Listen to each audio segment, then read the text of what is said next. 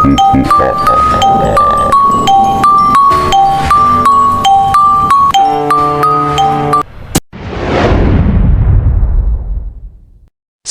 sa publication na pinamamahalaan ng ama ni Celine na si Rudy.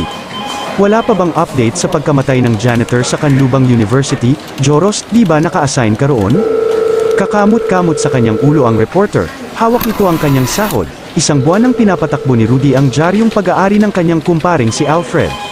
Mahina talagang mga pulis doon, sir. Sa katunayan, simula maupo ang bagong hepe roon, dumami na rin ang unsolved cases. Halos mapaangat sa kanyang kinauupuan si Rudy, nagulat siya sa narinig. Bakit, ano ba ang pinakamaraming kaso roon? Gustong malaman ni Rudy dahil ang bayang iyon ang tinitirhan ng kanyang pamilya.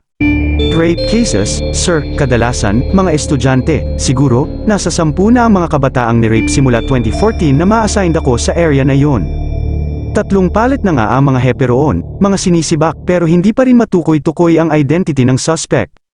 Masyadong madulas, sir, may sapalos yata yon. Habang sinasabi ito, unti-unting lumalarawan sa mukha ni Rudy ang matinding galit. Nagbabalik sa kanya ang isang mapait na nakaraan. Han, si Celine, halos banggain ni Rudy ang bawat makasalubong sa daan patungo sa kanilang lalawigan. Nag-uumigting ang kanyang mga lipi, nagngangalit ang mga baga.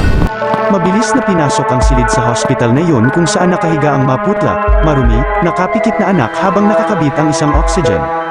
Anong nangyari sa anak ko? Napaanong anak ko? Lumapit sa kanya si Major Resty Morales na agad nagulat. Natagpuan siya ng mga tanod na nakahiga sa tabi ng basurahan, walang malay. May mga pasa at sugat sa katawan, hinihinalang biktima siya ng rape, iimbestigahan naming mabuti ang kaso para agad madakip ang salarin. Naninigas ang mga bisig ni Rudy, tikom na tikom ang kanyang mga palad. Nabubuhay ang isang malupit na kahapon na pilit niyang kinakalimutan. Sir, ha? Sakalang tila hinigop siya sa kasalukuyan sa tawag ng kanyang tauhan. Magpapaalam na ho ako, kapag may update sa kaso ng janitor sa Canlubang University, ire-report ko agad sa iyo, sir. Wala na ang reporter, pinalabas ni Rudy sa kanyang alalay ang mga files ng dyaryo. May 10 taon na ang nakalilipas, tila binabayo ang kanyang dibdib.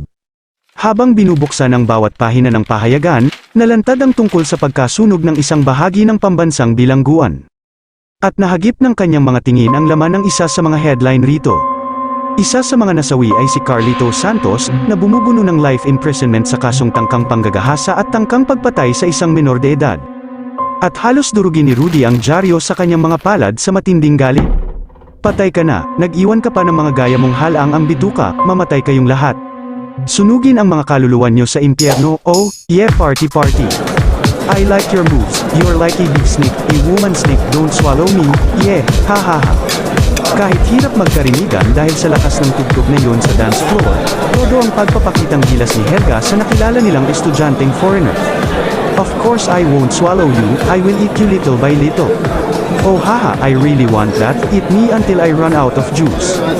Paisang pawisan sa kanyang pagsasayaw si Helga, 4 sila, pero sina Helga at Sheena lang ang may mga partner na gumigiling sa dance floor.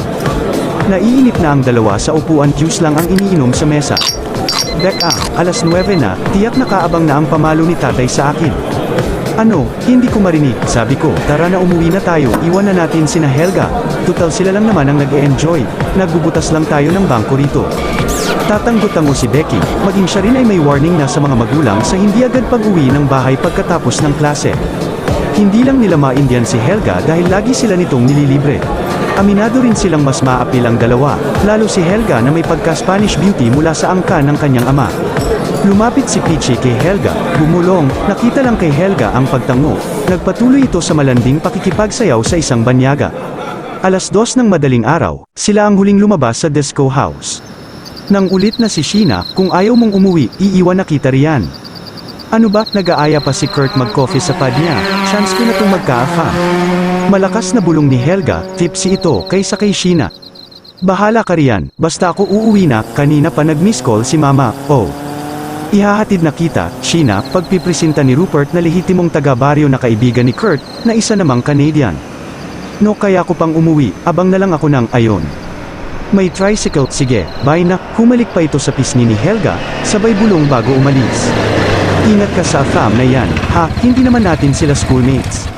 Loka, siya ang mag-ingat sa akin, at madali lang sugurin ang school nila malapit lang sa atin. Bahala ka nga, oh, sige bye na. Kumaway din si Helga kay Sheena habang papasakay ng tricycle. Saka kumapit na ito kay Kurt, well, let's go where you want. Diretso ang sinasakyan ni Sheena, nakapikit sa pagkahilo at antok. Nang bigla, tumigil ang tricycle. Naramdaman ito ni Sheena kaya iminulat ang mga mata. Nasa amin na ba tayo, Manong? Hindi kumibo ang tinanong, at mula sa liwanag ng buwan, kumislap ang inilabas nitong patalim.